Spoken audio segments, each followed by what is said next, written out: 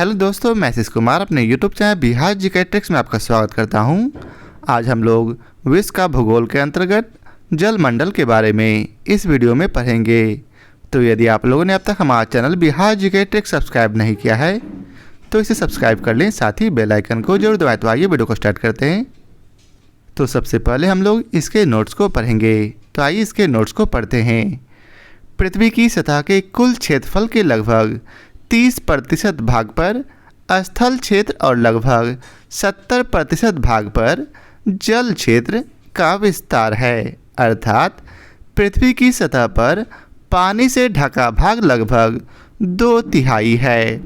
जलमंडल के सर्वाधिक बड़े घटक महासागर हैं। पृथ्वी पर प्रमुख महासागरों की संख्या 4 है।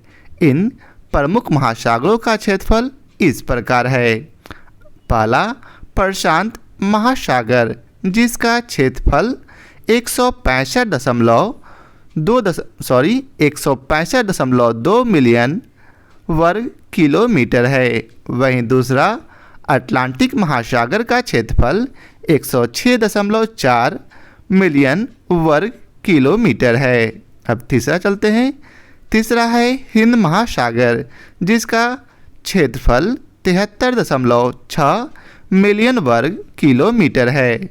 चौथा है अंटार्कटिक महासागर, जिसका क्षेत्रफल 2.6 से 18.8 मिलियन वर्ग किलोमीटर है। स्पष्ट है कि जलमंडल का सबसे बड़ा महासागर प्रशांत महासागर है। आगे है महासागरीय नितल में स्थल से भी अधिक ऊंचावच संबंधी विविधताएं हैं। स्थल की ऊंचाई तथा महासागरों की गहराई को ऊंचा मितीय वक्र द्वारा प्रदर्शित किया जाता है, जिसे आपको नीचे प्रदर्शित करके दिखाया गया है। अब आगे है उच्चता मितीय चक्र के आधार पर सागरीय नितल में 4 प्रमुख ऊंचावच मंडल पाए जाते हैं। महाद्वीपीय किनारे से सागर की अतल गहराई तक ये मंडल क्रमशः महाद्वीपीय मग्न तट, महाद्वीपीय मग्न ढाल, गहरा सागरीय मैदान तथा महासागरीय गर्त होते हैं, जिसे आप यहाँ देख सकते हैं। अब आगे है महाद्वीपों का किनारे वाला वह भाग जो महासागरीय जल में डूबा रहता है, जिस पर जल की औसत गहराई 100 फैदम जहाँ 1 फैदम बराबर 6 फीट तथा ढाल 1 डिग्री से 3 डिग्री के बीच होता है, महाद्वीपीय मग्न तट कहलाता है। जलमग्न तट तथा गहरे सागरीय मैदान के तीव्र ढाल वाले मंडल को महाद्वीपीय मग्न ढाल कहा जाता है, जिसका ढाल विभिन्न स्थानों पर भिन्न भिन्न होता है। महासागरीय नितल का सबसे विस्तृत भाग गहरे सागरीय मैदान है। इन वितलीय मैदानों की गहराई लगभग 3000 से 6000 मीटर तक पाई जाती है। ये मैदान सैकड़ों किलोमीटर चौड़े तथा हजारों किलोमीटर लंबे होते हैं। उत्तरी अटलांटिक महासागर में इसका विस्तार 9 लाख वर्ग किलोमीटर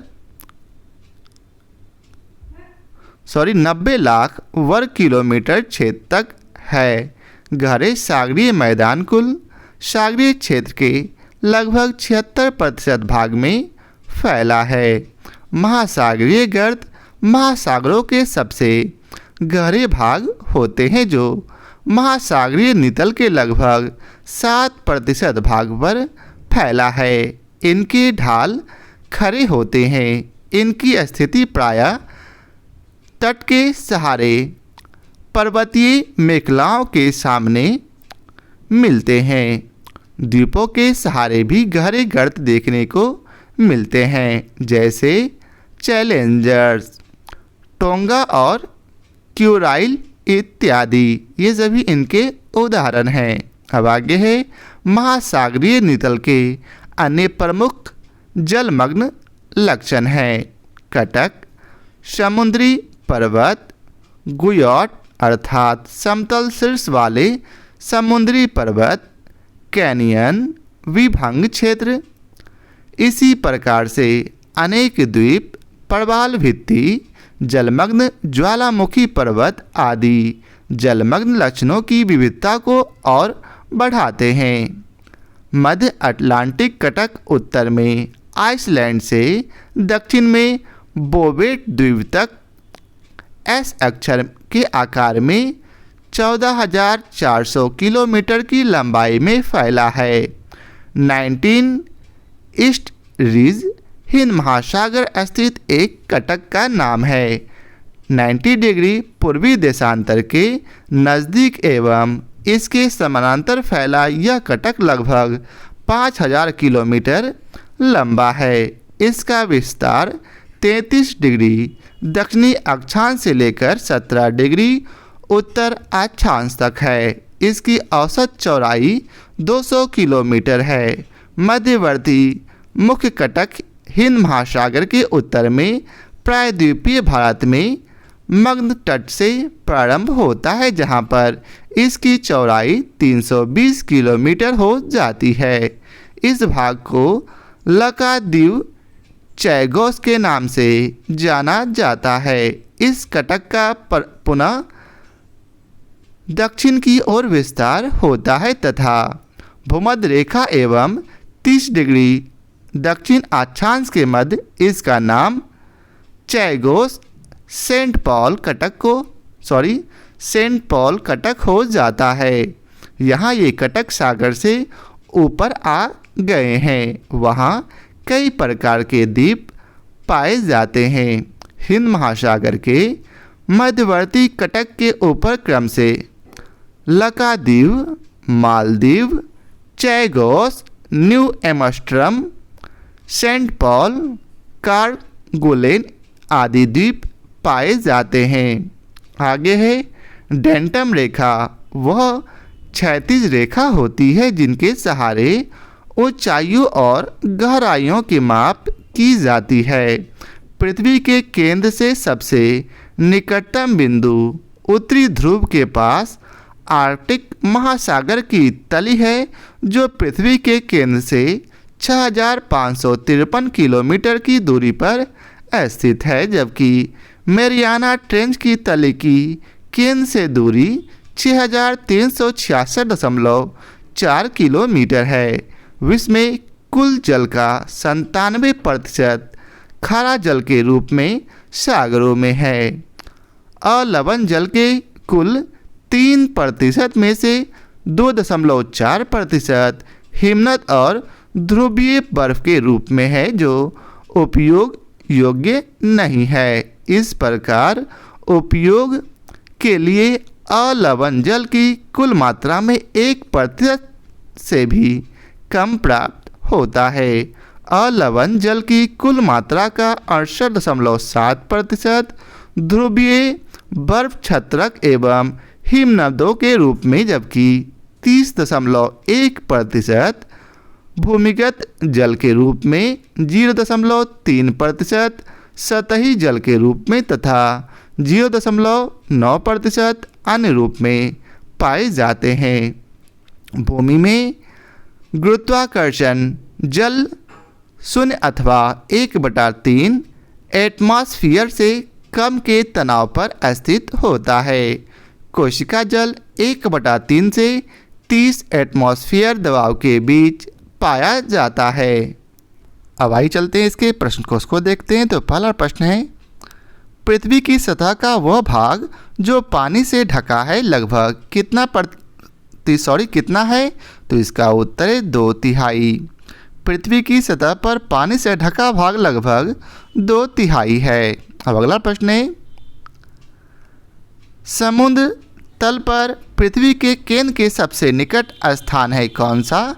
तो इसका उत्तर है उत्तरी ध्रुव। पृथ्वी के केंद्र से सबसे निकटतम बिंदु उत्तरी ध्रुव के पास आर्कटिक महासागर की तली है, जो पृथ्वी के केंद्र से 6553 किलोमीटर की दूरी पर स्थित है। अब अगला प्रश्न है, डेटम रेखा क्या है? तो इसका सही उत्तर है ए, अर्थात समुद्र तल की क्षैतिज रेखा जिससे ऊंचाई तथा गहराई की माप होती है उसे डेटम रेखा कहते हैं। डेटम रेखा वह क्षैतिज रेखा होती है जिसके सहारे ऊंचाइयों और गहराइयों की माप की जाती है। अब अगला प्रश्न है, हमारे जलमंडल का सबसे बड़ा भाग क्या है? तो इसका उत्तर है प्रशांत महासागर।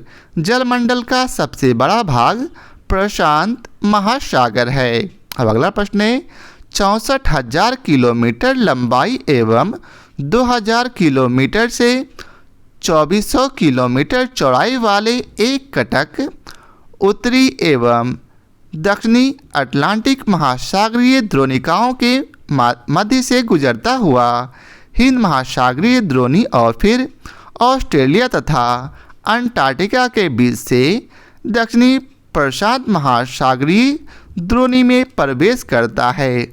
वह कटक है कौन सा? तो इसका उत्तर है डी, अर्थात मध्य महासागरीय कटक। उपयुक्त विशेषताएं मध्य महासागरीय कटक से संबंधित है। मध्य महासागरीय कटक ग्लोब के चारों ओर 40,000 मील या 64,000 किलोमीटर की लंबाई में अटलांटिक, हिंद महासागर और प्रशांत महासागर में फैला है। यह पृथ्वी की सतह का अकेला सबसे विशालतम भूगर्भिक लक्षण है। अब अगला प्रश्न है, 90 ईस्ट रिज कहाँ पर स्थित है? तो इसका उत्तर है हिंद महासागर में। 90 ईस्ट रिज हिंद महासागर स्थित एक कटक का नाम है। अब अगला प्रश्न है, भूमि में गुरुत्वाकर्षण जल किस तनाव पर रहता है? तो इसका उत्तर है 1/3 एटमॉस्फेयर से कम पर। भूमि में गुरुत्वाकर्षण जल 0 अथवा 1/3 एटमॉस्फेयर से कम के तनाव पर स्थित होता है। कोशिका जल 1/3 से 30 एटमॉस्फेयर दबाव के बीच पाया जाता है। अब अगला प्रश्न है, निम्नलिखित कथनों पर विचार कीजिए। पहला में बतलाया गया है पृथ्वी ग्रह पर उपयोग के लिए उपलब्ध अलवण जल अर्थात मीठा पानी कुल प्राप्त जल की मात्रा के लगभग 1% से भी कम है। और दूसरा में बतलाया गया है पृथ्वी ग्रह पर पाए जाने वाले कुल अलवण जल अर्थात मीठा पानी का 95% ध्रुवीय बर्फ छत्रक एवं हिमनदों में आबद्ध है। उपयुक्त कथनों में से कौन सा सही है? तो इसका उत्तर है इसमें केवल एक सही है। कुल जल का 97% खारा जल के रूप में सागरों में है। अलवण मृदु जल के 3% में से 2.4% हिमनद और ध्रुवीय बर्फ अर्थात महासागरीय एवं पर्वतीय हिमनदों के रूप में है जो उपयोग योग्य नहीं है। इस प्रकार उपयोग के लिए अलवण जल कुल जल की मात्रा के 1% से भी कम प्राप्त होता है। अलवण जल की कुल मात्रा का 68.7% ध्रुवीय बर्फ छत्रक एवं हिमनदों के रूप में, जबकि 30.1% भूमिगत जल के रूप में, 0.3% सतही जल के रूप में तथा 0.9% अन्य रूप में पाए जाते हैं। अब अगला प्रश्न है, हमारे उपग्रह में मृदु जल की सर्वाधिक मात्रा है किस रूप में? तो इसका सही उत्तर है सी, अर्थात महाद्वीपीय एवं पर्वतीय हिम नदियों अर्थात अस्थायी हिम के रूप में। अब अगला प्रश्न है, पृथ्वी ग्रह पर अधिकांश अलवण जल बर्फ छत्रक और हिमनद के रूप में रहता है।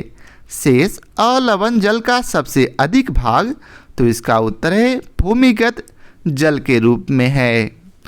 प्रश्नानुसार शेष अलवण जल का सबसे अधिक भाग भूमिगत जल के रूप में है। अब अगला प्रश्न है, महासागरीय नितल का सबसे विस्तृत भाग कौन सा है? तो इसका उत्तर है डी अर्थात गहरे सागरीय मैदान के रूप में। महासागरीय नितल का सबसे विस्तृत भाग गहरे सागरीय मैदान है। इन वितलीय मैदानों की गहराई लगभग 3000 से 6000 मीटर तक पाई जाती है। अब अगला प्रश्न है, लाल सागर एक उदाहरण है, तो इसका उत्तर है अक्षीय द्रोणिका। लाल सागर एक अक्षीय द्रोणिका उदाहरण है जो अफ्रीका एवं अरब के बीच स्थित है। इस क्षेत्र में चुंबकीय विसंगति का निर्धारण किया गया है। लाल सागर के आसपास वर्ष भर ऊंचे तापमान रहने के कारण रेगिस्तानी जलवायु वाले देश स्थित हैं। इसके किनारे जिद्दा, हिजाज, मिस्र, पोर्ट सूडान, सुएज तथा अकाबा आदि नगर स्थित है। उत्तरी अफ्रीका तथा यूरोप का एशिया के देशों से सुएज नहर द्वारा संबंध होने के कारण इसकी व्यापारिक महत्ता बहुत बढ़ गई है। तो यह था आज के वीडियो का आखिरी प्रश्न। आशा करता हूँ आप लोगों को हमारा यह वीडियो पसंद आया हो। यदि आप लोगों को हमारा यह वीडियो पसंद आया हो तो इसे लाइक और शेयर जरूर करें। फिर मिलते हैं नए चैप्टर के साथ। आज के लिए बहुत बहुत धन्यवाद।